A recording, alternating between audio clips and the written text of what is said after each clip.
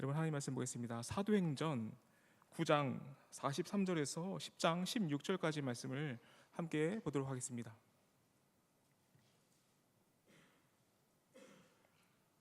제가 가지고 있는 신약성경 204페이지 있습니다. 사도행전 9장 43절부터 10장 16절까지 말씀을 함께 보겠습니다. 제가 가지고 있는 신약성경 204페이지 있습니다.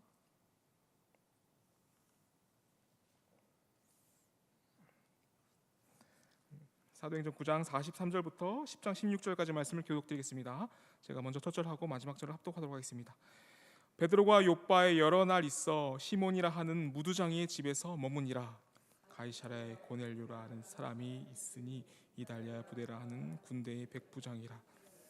그가 경건하여 온 집안과 더불어 하나님을 경외하며 백성을 많이 구제하고 하나님께 항상 기도하더니 하루는 제 9시쯤 되어 환상 중에 밝히 보매 하나님의 사자가 들어와 이르되 고넬료야 하니, 고넬료가 주목하여 보고 두려워 이르되 주여 무슨 일이니까? 천사가 이르되 내 기도와 구제가 하나님 앞에 상달되어 기억하신 바가 되었으니 내가 지금 사람들을 욥바에 보내어 베드로라는 시몬을 청하라.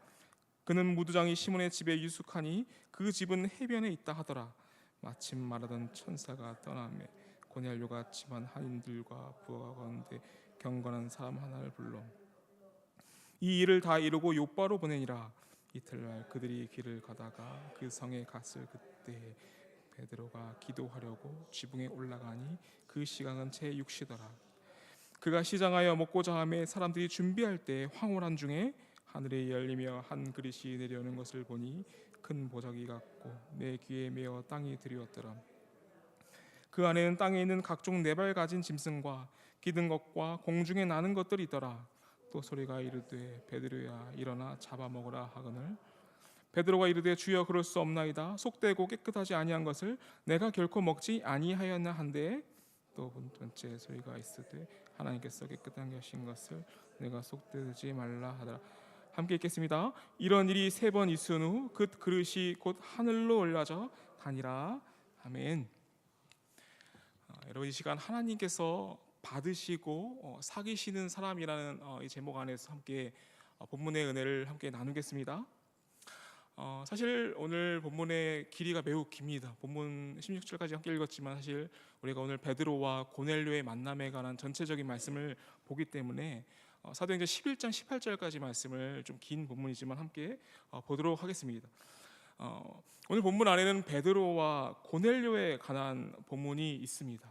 저희가 저번 주에 본 이디오피아 넷이나 사도 바울의 구원은 사실 오늘 이 내용과도 분량을 볼 때 매우 이제 오늘 본문이 매우 깁니다. 그리고 매우 이제 복잡하다라고 볼 수가 있어요. 저번 주에 우리가 보는 이제 사도 바울과 또 이디오피아 넷에 관한 내용이 좀 더 단순하고 그 내용적인 측면에 봤을 때 작다라고 볼 수가 있어요. 왜 그러냐면 그들의 어떤 내용에 관련해서는 그들의 개인적인 회심, 또 회개, 또 돌이킴, 또 구원 이런 부분에 관한 성경의 기록이었기 때문에 조금 더 단순하고 양이 좀 적어요. 그런데 오늘 본문은 좀 길고 복잡한데 그 이유는 정치적이고 또 종교적인 차원에서 사실 서로 양립할 수 없는 두 사람이 만났기 때문입니다. 그것이 바로 이제 고넬료와 베드로라는 사람인데 사실 이 두 사람의 만남은 유대인과 이방인의 만남이다라는 이 주제를 함축하고 있습니다. 그러니까 주님이 주신 구원과 회심이 이제 한 사람이 아니라 이제 민족 단위로 이루어지기 때문에 과거에 저번주에 봤던 그 내용보다는 더 훨씬 복잡한 문제와 또 상세하게 나눌 어떤 문제들에 관해서 또 기록이 되어 있는 것입니다. 사실 오늘 본문에 나온 이방인과 이 유대인의 주제, 이 둘의 만남에 관한 주제는 오늘 본문의 내용뿐만 아니라 더 많은 논쟁, 특히 초대교회 안에 이방인을 받아들이는 문제에 관해서 더 많은 논쟁이 있었어요. 그래서 누가는 오늘 본문의 이 고넬료와 베드로의 만남을 이 사도행전 전체에서 매우 중요하게 다루고 있습니다. 왜냐하면 사도행전이라는 성경 자체가 어떻습니까? 하나님의 복음이 이방 모든 땅끝까지 전파되는 그것에 관한 기록이지 않습니까? 근데 그 전파에 있어서 지금 유대인들과 이방인들의 이 관계와 이 만남의 문제가 사실 누가에게 있어서는 매우 중요하고 매우 비중 있게 다뤄야 할 그런 문제였다라는 거예요. 그래서 누가는 이 기록에 관해서 매우 길고 또 자세하게 기록을 하고 있습니다. 오늘 본문에 나타나는 고넬료와 이 베드로의 만남은 세 가지 부분으로 우리가 나누어서 볼 수가 있을 것 같아요. 먼저 처음으로는 고넬료에 관한 이야기입니다. 고넬료에게 천사가 찾아가서 너가 요바에 사는 그 베드로를 청하라, 어떤 그런 부분, 고넬료가 어떤 사람이었는지, 고넬료에게 어떤 환상이 임하였는데 그런 이야기가 첫 번째 부분을 차지하고 있습니다. 그리고 두 번째는 베드로에게 임한 환상과 베드로에게 임한 어떤 성령의 인도하심, 그리고 베드로의 변화와 돌이킴에 관해서 이제 두 번째 부분을 차지하고 있어요. 그리고 이제 베드로와 고넬료가 실제로 만나게 됩니다. 그때 만났을 때 베드로가 고넬료에게 복음을 전파하자 그때 성령이 임하셔서 그 거기서 모인 가족, 고넬료의 가족과 친지 안에서 그 이방인들 안에 성령이 임하여 그 안에서 구원이 임하였음을 우리가 세 번째 부분으로 볼 수가 있어요.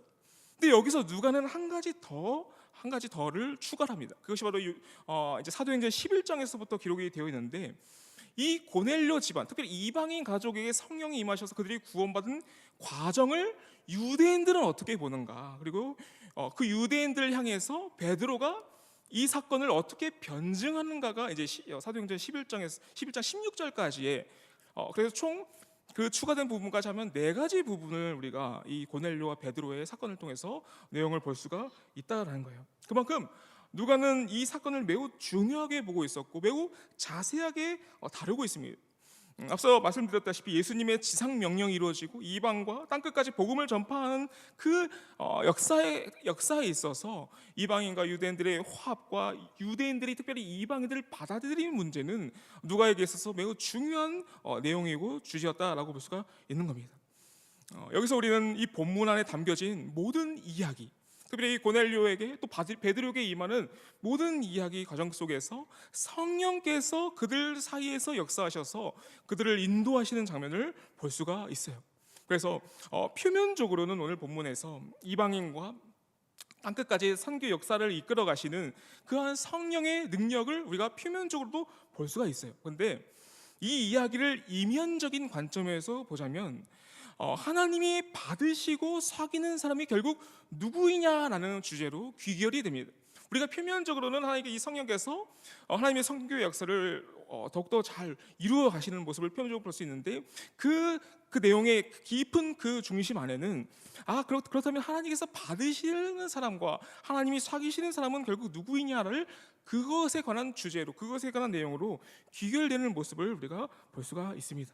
또한 주님과의 이 백성들과의 교제뿐만 아니라 주의 백성, 특별히 이방인과 유대인, 또 서로의 그 교제와 서로를 용납하고 서로를 위해 헌신하는 그 코이노니아, 교제와 사귐으로 성도 간의 사귐과 교제로 또 이어지는 것을 또 우리가 볼 수가 있어요. 그래서 우리가 이 표면적인 성령의 역사뿐만 아니라 이 이면적인 하나님 나라의 사귐과 교제, 하나님과 우리들과의 사귐, 그리고 우리 서로 간의 사귐과 교제에 관해서 이 시간 좀 상세히 살펴보는 시간을 갖겠습니다.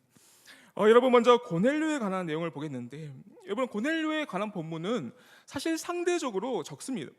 왜냐하면 하나님이 그를 받으셨다, 그리고 하나님이 그에게 성령을 주셨다라는 것이 고넬료에게 임한 어떤 하나님의 역사인 거예요. 그 어느 날 천사는 이 고넬료에게 찾아갑니다. 그리고 이런 말을 합니다. 사도행전 10장 4절을 보시면 이렇게 말을 해요. 고넬료가 주목하여 보고에 두려워 이르되 주여 무슨 일이니까? 천사가 이르되 내 기도와 구제가 하나님 앞에 상달되어 기업하신 바가 되었으니라고 기록이 되어 있습니다. 그러니까 한 천사가 고넬료에게 찾아가서 이런 말을 하는 거죠. 근데 그 말의 중심이 뭐냐면 너의 기도와 구제가 상달되었다. 하나님께 그가 받으신 바 되었다라고 본문을 기록을 하고 있는 거예요. 특별히 지금 이 고넬료가 기도하는 시간은 오후 3시쯤입니다. 근데 오후 3시는 사실 유대인들이 기도하는 시간이에요. 그러니까 이방인인 고넬료가 특별히 유대인들이 기도하는 시간에 하나님께 기도하는 것은 매우 특별한 일이 아닐 수가 없다는 거예요. 그만큼 고넬료가 이방인이었지만 하나님 앞에서 신실하였다라고 기록을 하고 있는 겁니다. 또한 그의 구제와 기도가 기억되었다라는 것은 그가 드리는 예배와 예물을 하나님이 받으셨다는 거예요. 그래서 구약의 관점에서 보자면 이것은 제사 안에서 드리는 제물과 관련이 있습니다. 특별히 제사장들이 하나님 앞에 올려드린 제물을 하나님께서 받으시면 성경은 그 받으심에 관해서 향기로운 냄새라는 표현을 써요. 하나님께서 그 제물을 향기로운 냄새로 받으셨다라고 표현하고 있습니다. 근데 그런 구약의 그런 표현이 오늘 본문에서는 그의 기도와 구제가 하나님 앞에 상달되었고 기억하신 바가 되었다라는 표현으로 더 구체적으로 표현이 되고 있다는 것입니다. 즉 이 말씀은 고넬료라는 사람이 하나님 앞에 신실하였고 또 그의 손으로 올려드리는 예물을 하나님께서 받으셨고 또한 그 예물을 드리는 고넬료를 하나님께서 받으셨다라는 그 의미를 우리가 볼 수가 있어요. 이방인이었지만 고넬료는 그러한 사람이었고 하나님이 보시기에 그의 예물은 신실하였고 그가 하나님 앞에서 받아들여질 만한 그런 사람이었다라는 것이죠. 그러니까 하나님께서는 이 구원의 역사에 있어서 하나님과의 그 구원을 주시는 사람에게 있어서 어떤 사람의 외모나 그 사람의 인종이나 성별과 어떤 것을 차별하지 않으시고 그 사람이 정말로 하나님 앞에 신실하게 나아가는가, 또 하나님께서 그에게 하나님을 향해서 정말 진심과 중심된 마음으로 하나님께 나아가는가를 하나님은 깊이 보시고 계신다는 것을 이 말씀을 통해서 볼 수가 있다는 것이죠. 이 고넬료에 관한 부분을 좀 더 잘 이해하기 위해서는 우리가 창세기 4장 4절을 보면 좀 더 잘 이해를 할 수가 있습니다. 창세기 4장 4절 보면 아벨의 예물에 관한 기록이 나옵니다. 아벨은 자기도 양의 첫 새끼와 그 기름으로 드렸더니 여호와께서 아벨과 그의 제물은 받으셨으나라고 기록이 되어 있어요. 그러니까 여기서 중요한 개념은 아벨은 분명 자기의 예물을 드린 거죠. 양이라는 자기의 첫 생축을 드렸습니다. 근데 받으시는 하나님은 어떻다고요? 하나님은 예물을 드리고 있는 아벨과 그의 예물을 받으셨다라고 분명하게 이 두 가지를 연결하고 있어요. 아벨과 아벨의 예물을 받으셨다. 원문에서도 그렇게 분명하게 기록이 되어 있어요. 그리고 여기서 받으셨다라고 번역된 단어는 샤라는 단어인데 이것은 하나님께서 관심 있게 바라보시다라는 기본적인 의미가 있습니다. 그러니까 하나님께서는 예물 드리는 자의 손길을 보시고 그의 마음을 받으시는데 하나님의 눈 앞에서 속일 수 없는 그 중심을 보신다는 거예요. 그러니까 하나님께서 받으시는 예물은 그 중심으로 드려지는 예물을 하나님께서 받으신다라고 볼 수가 있는 겁니다. 근데 이러한 예물을 아벨이 드린 예물을 고넬료가 드렸다라고 성경은 그렇게 기록되어 있고 그러한 고넬료에게 하나님께서는 역사하셔서 그를 구원하셨다, 그를 받으셨다라고 고넬료의 삶을 우리가 이렇게 볼 수가 있어요. 그런데 이제 베드로에 관한 부분을 우리가 살펴보겠습니다. 이게 고넬료에 관한 부분을 봤고 이제 베드로에 관한 이 고넬료를 바라보는 베드로에 관한 부분이 참 중요합니다. 베드로에게 이제 하나님의 성령이 가셔서 이제 환상을 보여주게 됩니다. 근데 그 베드로가 성령을 볼 때 나타나는 그 과정을 보면은 하나님께서 환상을 보여주시는데 정결치 못한 음식을 먹으라 하는 것을 보여준 것을 볼 수가 있어요. 그런데 이 부분은 정말 베드로의 입장에서는 참 엄청나게 놀라운 일이었던 것입니다. 하나님께서는 자기가 그토록 부정한 음식을 여태까지 먹지 않은 상황이었고 그런 음식을 먹지 않은 상황이었는데 베드로에게 하나님께서 나타나셔서 환상 중에 제물을 그런 음식을 먹으라는 것은 베드로의 입장에서는 충격적인 일이 아닐 수가 없었다라는 것입니다. 그래서 우리는 이 베드로의 관점을 우리가 살펴보아야 하는데 특별히 베드로가 가진 이방인들을 향한 편견과 이방인들을 향한 생각을 우리가 이 말씀 안에서 볼 수가 있다는 거죠. 베드로가 하나님께서 주시는 예물을 음식 증것을 먹지 않는 이유가 뭐였습니까? 그것들이 속되어 내가 먹지 않겠다라고 하는 것이었는데 하나님께서는 베드로에게 그것이 속되지 말라, 그것들은 하나님 앞에서 정결하게 되었다라고 분명하게 가르치고 있는 거예요. 근데 베드로가 하나님께서 이러한 환상을 보여주셨냐면 베드로가 가진 이방인들을 향한 어떤 편견과 생각이 있었기 때문에 그 부분을 바로잡기 위해서 그러한 것을 주신 거예요. 그러니까 지금 고넬료가 하나님께 받아들여지고 그의 구원에 관한 기록이 이 오늘 본문의 중점적인 내용이 아니라 그 부분도 정말 중요한 내용이지만 베드로가 하나님 앞에서 어떻게 변화되는가, 어떻게 돌이켜 가는가, 특별히 베드로가 대표하는 유대인들이 이방인들을 향해서 어떤 마음으로 돌이켜 나가는가가 사실 오늘 본문에 있어서 가장 중요한 핵심이라 볼 수가 있어요. 베드로의 회심과 돌이킴과 유대인들의 변화, 그 부분이 오늘 본문의 핵심이라 볼 수가 있다라는 것입니다. 근데 베드로가 우리가 오늘 본문 구절을 보시면 겉으로 보기에는 여러분 구절을 보시면 고넬료와 다를 게 하나도 없죠. 그도 정오, 특별히 오늘 구절을 보시면 제6시에 그 지붕에 올라가서 기도하였다라고 기록이 되어 있습니다. 그러니까 고넬료도 제9시에 오후 3시에 기도하였는데 오늘 베드로는 제6시, 즉 정오입니다. 정오에 특별히 기도하러 올라갔다라고 하는데 이 부분이 베드로도 사실 고넬료와 같이 하나님 앞에 신실하게 또 기도를 드리는 자라고 볼 수가 있어요. 그런데 베드로와 고넬료와는 다를 게 없는 분명 그런 부분이 있는데 하나님 앞에서 하나님이 보시기에 베드로와 고넬료는 분명한 차이가 있었음을 볼 수가 있다는 것이죠. 왜냐하면 베드로도 분명히 하나님 앞에 온전하고 하나님께서 그의 기도를 받으시지만 하나님의 앞에서 그의 마음이 돌이켜져야 할 부분이 있었다라는 것입니다. 왜냐하면 사람이 하나님에 대해서 신실하다라고 말하면서 또 하나님에 대해서 내가 하나님의 말씀을 지키겠다라고 말을 하면서 하나님이 하시는 일과 하나님의 뜻을 거부하고 반대하는 것은 사실 스스로 속이는 일이기 때문이에요. 그것은 신실한 것이 아니라 오히려 자기 소견과 자기 의로 하나님을 자신의 계획에 끼워 맞추려는 그러한 시도라는 겁니다. 그러니까 지금 베드로가 가진 생각이 마치 그와 같았다는 것이죠. 마치 신실하게 하나님께 나아가서 기도하고 정말 하나님 그 예수 그리스도 안에서 그 복음을 전하고 온갖 좋은 일과 선한 역사와 기적을 베드로를 통해서 일어나고 있는데 정작 하나님께서 정말 하시고자 하시는 일이 무엇입니까? 하나님께서 정말 하시고자 하시는 일은 이방인들을 향해서 복음이 전파되는 것인데 이 부분에 대해서 베드로가 거부감을 가지고 있었기 때문에 사실은 베드로는 지금 겉으로는 신실하지만 속으로는 하나님의 뜻을 반대하는 입장에 지금 있다라고도 우리가 볼 수가 있다라는 거예요.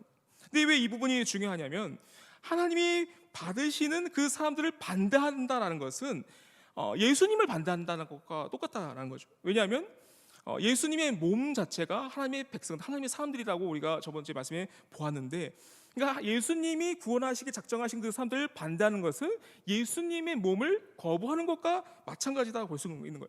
그래서 바울에게 이렇게 말하셨습니까? 나를 네가 왜 박해하느냐라고 하는데 베드로도 사실 그러한 모양을 가지고 있었다라고 볼 수가 있어요. 그래서 진짜 문제는 오늘 본문에 담겨진 고넬료가 아니라 고넬료를 비롯한 이 이방인 신자들을 바라보는 베드로와 유대인 신자라고 볼 수가 있는 겁니다. 그들은 돌이켜야 했고 그들은 하나님 앞에서 또 온전해져야만 했다는 것이죠. 그런데 그들의 돌이킴에는 좀 더 특별한 게 있습니다. 왜 그러냐면 그동안에 우리가 살펴본 주제는 사울과 에디오피아 내시 그리고 오늘 고넬료는 세신자라는 특징이 있어요. 근데 베드로는 어떤 사람입니까? 여러분 기신자 이미 예수님을 믿는 사람이라는 거죠. 그리고 베드로는 사도예요. 베드로는 예수님께 직접 가르침을 받았고 오순절날에 성령을 받은 사람입니다. 그리고 복음을 전했고 놀라운 기적을 일으켜요. 근데 오늘 베드로가 어디서 왔냐고 기록되어 있냐면 욥바에서 왔다고 하는데 욥바에서는 다비다라는 사람을 놀라운 기적을 통해서 살리기도 하였습니다. 베드로는 그런데 이미 또한 과거에 깊은 회심의 경험을 한 적이 있죠. 이미 예수님을 한번 3번 부인한 적도 있고 다시 받아들여진 그런 제자예요. 그때 얼마나 베드로가 무너지고 깨지냐면 그의 마음이 완전히 무너져서 이제는 하나님 예수님 앞에서 예수님을 사랑한다라고도 스스로 말을 하지 못하는 그런 마음의 무너짐이 있었어요. 스스로의 부족함과 한계와 연약함을 그때 정말 절실하게 느꼈다라는 것이에요. 그 안에서 베드로가 오늘 보면 43절을 보시면 베드로가 욥바의 여러 날에서 시몬이라는 무두장의 집에 살았다라고 기록이 되었는데 이 무두장이는 사실 유대인들에게 있어서는 백정과 같은 사람입니다. 그러니까 무두장이 하는 일은 뭐냐면 유대인들이 꺼려하는 정결치 않게 생각하는 짐승의 피를 만질 수밖에 없는 직업이기 때문에 마치 우리나라 조선시대에 있었던 백정과 같은 그런 삶이에요. 그러니까 베드로는 그러한 예수님과의 관계 안에서 이러한 백정과 같은 특별히 유대인들에서 천대받는 사람들과도 이렇게 깊이 교제하고 그 집 안에서 사는 어떠한 그 신앙의 변화가 분명히 있었다라고 볼 수가 있는 거예요. 그런데 그러한 베드로조차 내가 이제야 주님의 뜻을 알겠다라고 말씀하는 거예요. 그러니까 이게 정말 우리에게 놀라운 어떤 통찰을 줍니다. 이런 말씀이 우리를 얼마나 겸손하게 하는지 모릅니다. 왜냐하면 이런 말씀을 통해서 우리는 우리가 가진 뿌리 박힌 고정관념과 편견을 주님의 말씀으로 파내고 부수기가 그만큼 어렵다는 것을 반증하고 있는 거예요. 그러한 놀라운 신앙의 변화와 예수님과의 관계와 또 성령 안에서의 놀라운 기적을 체험한 이 베드로조차 아직까지 스스로 파내고 부수어야 하는 자기 안에 있는 문제가 있다는 것입니다. 완전히 뿌리 뽑을 수 없는 자기 안에 있는 죄가 있다는 것을 이 말씀 안에서 우리가 통찰할 수가 있다는 거죠. 그러나 여러분은 베드로는 변화하기 시작했습니다. 그가 여러 증인들, 특별히 그의 증언을 들은 사람들 안에서도 베드로의 증언을 들은 여러 유대인들도 베드로와 마찬가지로 풀리지 않은 의문이 있었지만 그 유대인들도 하나님의 뜻을 잠잠히 바라보았다라고 기록을 하고 있어요. 베드로의 선교는 이렇게 정말 놀라운 역사라 말씀드릴 수가 있어요. 베드로의 선교는 가장 부정하다라고 생각하였던 동포로부터 시작해서 이제 이방인에게까지 이르고 있는 모습을 볼 수가 있어요. 그의 변화가 선명하게 보여주고 있습니다. 마치 우리가 살아가는 시대를 예를 들자면 이런 겁니다. 우리 주변에 우리 동포가 있지 않습니까? 우리 동포를 향해서 이제 조선족이라는 동포가 있지 않습니까? 그 조선족을 향해서 우리가 복음을 전해요.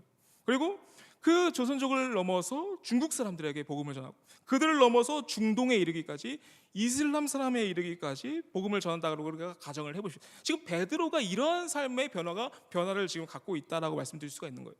자기 동포 그리고 이방인에 이르기까지 마음을 점차 그들을 향한 편견과 고정관념이 하나님의 말씀 안에서 부수어지고 그 안에서 그들을 향한 하나님께서 진정으로 그에게 원하시는 사역을 감당하고 있는 모습을 우리가 볼 수가 있는 것입니다. 베드로가 그러한 여정을 걸어가고 있다는 것이죠. 근데 이러한 부분을 통해서 우리는 또 하나님께 받아들여지는 사람에 관한 분명한 지식이 우리에게 전달되고 있는 거예요. 어떤 지식이냐면 자기 소견으로 하나님을 바꾸는 것이 아니라 하나님의 뜻으로 내가 바뀌게 된 사람을 하나님께서 받으신다라는 것을 우리가 생각을 해볼 수가 있다는 거예요. 하나님께 신실하다라고 신실한 마음을 가졌다라고 내가 말로만 하는 것이 아니라 중심을 다해 또 잘 안 돼도 어떻게든 그 하나님의 뜻을 위해 삶을 걸어가는 그 사람을 하나님께서 받으시고 변화시키시고 그를 통해서 놀라운 역사를 이루신다라는 것을 우리가 베드로의 여정과 그의 변화를 통해서 볼 수가 있다라는 것입니다. 근데 베드로는 처음에는 분명히 이러한 사람이 아니었어요. 우리가 사도행전 10장 15절을 보시면 우리가 더 볼 수가 있습니다. 또 두 번째 예서리가 있으되 하나님께서 깨끗하게 하신 것을 내가 속되다 하지 말라 하더라. 이런 일이 3번 있은 후 그 그릇이 곧 하늘로 올라져 가니라. 그러니까 3번이나 베드로에게 이런 말씀이 선포가 되어야 했다는 거죠. 또한 고넬료와 만나면서도 베드로가 가진 어떤 한계, 또 그가 가진 편견은 고넬료를 만나면서도 그것을 버릴 수가 없었어요.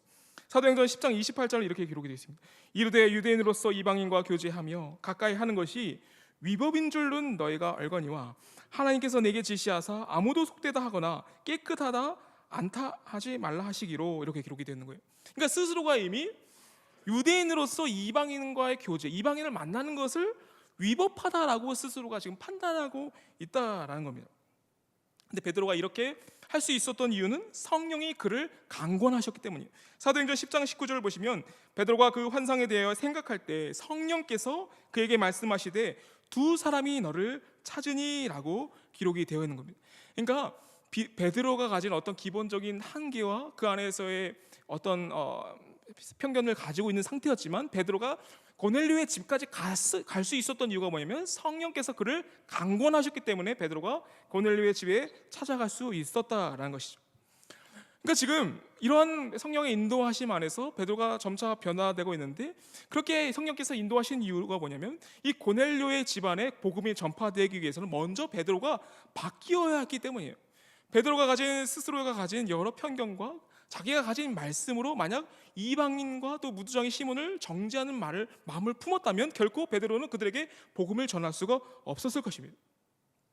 그래서 성령께서는 베드로의 마음을 조금씩 인도해 주시는데 그를 특별히 강권하시는 방식으로 인도를 하여 주신다라고 볼 수가 있는 거예요.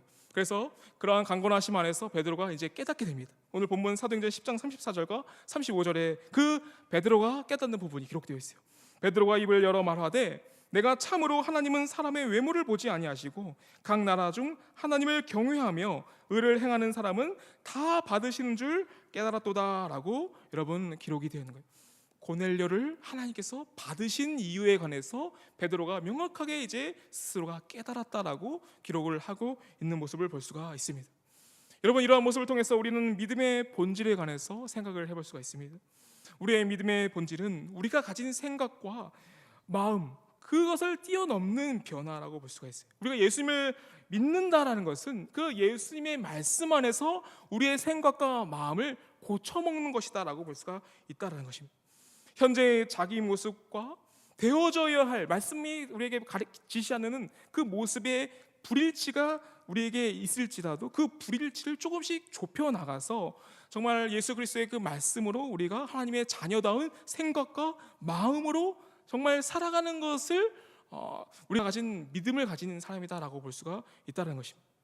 우리가 마음과 생각을 고쳐 먹었기 때문에 하나님께서 우리를 구원하셨다는 것이 아니라 하나님께서 우리를 구원하셔서 우리를 인도하시기 때문에 우리가 그렇게 고쳐 먹을 수 있는 사람이 될 수 있었다라고 우리가 볼 수가 있는 겁니다. 여러분, 오늘 베드로의 여정은 욥바에서 시작이 되었습니다. 오늘 본문에 고넬료가 가이사라에서 이제 욥바에 있는 베드로를 초청을 합니다. 근데 욥바는 과거에 이스라엘의 가장 중요한 항구 도시였어요. 그런데 이제 로마 제국과 헤롯의 건설로 인해서 가이사라로 그 항구 도시의 어떤 위상이 가이사라로 넘어가서 이제 욥바는 좀 한적한 항구 도시가 되었습니다. 근데 과거에 욥바 하면 예루살렘, 특히 이스라엘 항구 도시로 매우 유명한 도시였어요. 근데 그 도시를 이 욥바라는 도시를 생각할 때 우리가 생각나는 대표적인 성경의 인물이 있습니다. 그가 바로 선지자 요나입니다. 그러니까 요나가 니느웨로 가서 회개의 복음을 전하라는 하나님의 명령을 거부하고 이 욥바에서 다시스를 가는 배를 탄 거예요. 그래서 지금 요나는 아시아 니느웨라 가라고 하시는 그 말씀을 거부하고 이제 다시스로 가기 위해서 이 욥바에 왔었다라는 겁니다.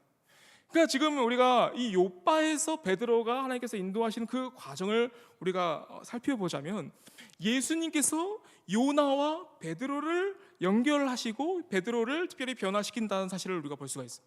과거에 그 요나가 가진 이방인들을 향한 그 완고한 마음이 있었지 않습니까? 그 마음이 베드로 시대까지 이어졌는데 하나님께서는 베드로의 마음을 변화시켜서 그 욥바에서부터 이방인에 향한 선교가 이루어지게 하셨다는 것을 우리가 성경의 역사를 통해서 볼 수가 있는 거예요. 마태복음 16장 17절에는 이렇게 기록이 되어 있습니다. 예수께서 대답하여 이르시되 바요나 시몬아 내가 복이 있도다. 이를 내게 알게 한 이는 혈육이 아니요 하늘에 계신 내 아버지니라 라고 기록이 되어 있는데 여기서 바요나라는 이 단어는 요나의 아들이라고 번역을 할 수가 있어요. 그러니까 예수님께서 이 베드로를 어떻게 부르시는 거? 요나의 아들이다라고 지금 말씀하시는 것을 우리가 볼 수가 있다는 거예요. 그러니까 요나와 베드로를 연결하시고 베드로 안에서 역사하실 그 일을 이 말에서 안에서 우리가 생각을 할 수 있다는 거죠. 요나가 하신 못한 그 일을 베드로를 통해서 이제 하나님께서 이루어 가신다는 것을 볼 수가 있다는 것입니다. 베드로는 그 하나님의 역사 안에서 이제 고넬료와 그의 친구들에게 복음을 전했고 사도행전에 이어지는 말씀에 기록되었듯이 그 가정 안에 그 고넬료 집안 안에 오순절에 임했었던 그 성령께서 임하셨다라고 기록이 되어 있습니다. 그래서 그 성령이 임하시는 것을 보고 이제 베드로는 성령께서 하시는 일에 대해서 더 이상 부정할 수 없었고 인정할 수밖에 없었어요. 그리고 그 인정하는 마음 안에서 다시 유대인들에게 돌아가서 그들에게 증언하길 하나님께서 이방인들에게도 생명을 구원하는 그 복음을 전하게 하셨고 그 구원을 받아들이게 하셨다는 것을 증언하게 하십니다. 그것이 바로 베드로의 삶 안에 나타나는 이방인의 선교의 어떤 그런 과정이라 볼 수가 있다는 것입니다. 그래서 우리는 이러한 말씀 안에서 하나님께서 베드로에게 역사하신 그 일과 또 베드로의 역사하신 그 일을 우리의 삶을 안에서도 이루어 가셨다는 것을 우리가 볼 수가 있습니다. 여러분, 베드로와 고넬료는 이제 성령 안에서 교제하고 사귐을 갖게 됩니다. 그 교제와 사귐은 코이노니아라고 우리가 번역되어 있는데 그 교제와 사귐을 위해서 베드로는 스스로가 가진 편견과 자기가 가진 여러 고정관념을 부수었고 그 부수음 안에서 이제 고넬료에게 다가가 그 안에서 이제 이방인과 유대인들의 어떤 화합과 교제와 사귐이 있었음을 볼 수가 있어요. 그래서 이러한 부분을 또 요한일서 1장 3절은 이렇게 기록이 되어 있습니다. 우리가 보고 들은 바를 너희에게 전함은 너희로 우리와 사귐이 있게 하려 함이니 우리의 사귐은 아버지와 그의 아들 예수 그리스도와 더불어 누림이라 라고 기록되어 있어요. 그러니까 하나님께서 우리에게 주시는 교제 또 하나님께서 우리를 받으셔서 이루고자 하시는 일이 뭐냐면 하나님과의 교제뿐만 아니라 우리 이웃과 또 우리가 서로 다른 사람들과의 교제와 사귐을 예수님께서 우리에게 주셨다라고 볼 수가 있는 것입니다. 요한일서 1장 6절에는 이렇게 또 기록이 되어 있습니다. 만일 우리가 하나님과 사귐이 있다 하고 어둠에 행하면 거짓말을 하고 진리를 행하지 아니하비거니와 라고 기록이 된 거예요. 이게 무슨 말이 있습니까? 베드로가 가진 여러 이방인들 향한 편견과 자기 생각, 자기 소견을 가지게 되면 내가 하나님께 사귐이 있다라고도 말을 하지만 사실은 내가 스스로 속이고 거짓말하는 자다라고 요한일서 1장 6절은 우리에게 분명하게 지시하고 있어요. 그래서 요한일서 1장 7절을 보시면 그가 빛 가운데 계신 것 같이 우리도 빛 가운데를 행하면 우리가 서로 사귐이 있고 그 아들 예수의 피가 우리를 모든 죄에서 깨끗하게 하실 것이요 라고 기록이 되어 있는 거예요. 예수님의 말씀과 예수님의 빛 안에서 우리의 마음을 돌이켜서 예수님의 뜻대로 우리가 행하게 되면 이제 진정한 코이노니아가 우리 교회 안에서 이루어지게 되고 하나님께서 우리에게 원하시는 그 공동체의 교제가 교회 안에서 이루어진다라고 요한일서 1장 7절은 이렇게 기록을 하고 있다라는 것입니다. 이 말씀이 바로 베드로와 고넬료에게 임한 그 삶과 그 변화를 요약한 본문이다라고 요한일서 말씀을 우리가 볼 수가 있다라는 거예요. 그래서 여러분 우리가 이 말씀 안에서 생각해 볼 것은 우리가 예수님의 말씀을 진정으로 따르고 행할 때 우리는 우리 안에서 진정한 교제와 또 평화의 복음이 우리 안에서 이루어지게 되고 그 말씀에 복종하고 그 사귐을 위해서 헌신할 때 우리의 삶의 진정한 교제와 또 관계의 회복과 하나님이 원하시는 그 교제의 공동체를 우리가 이룰 수 있다라고 생각을 해볼 수가 있습니다. 그래서 이러한 말씀 안에서 우리 교회가 또 우리 저와 여러분이 하나된 코이노니아를 통해서 우리가 주님께 영광 돌리는 그러한 삶이 되길 기도하고 소망합니다.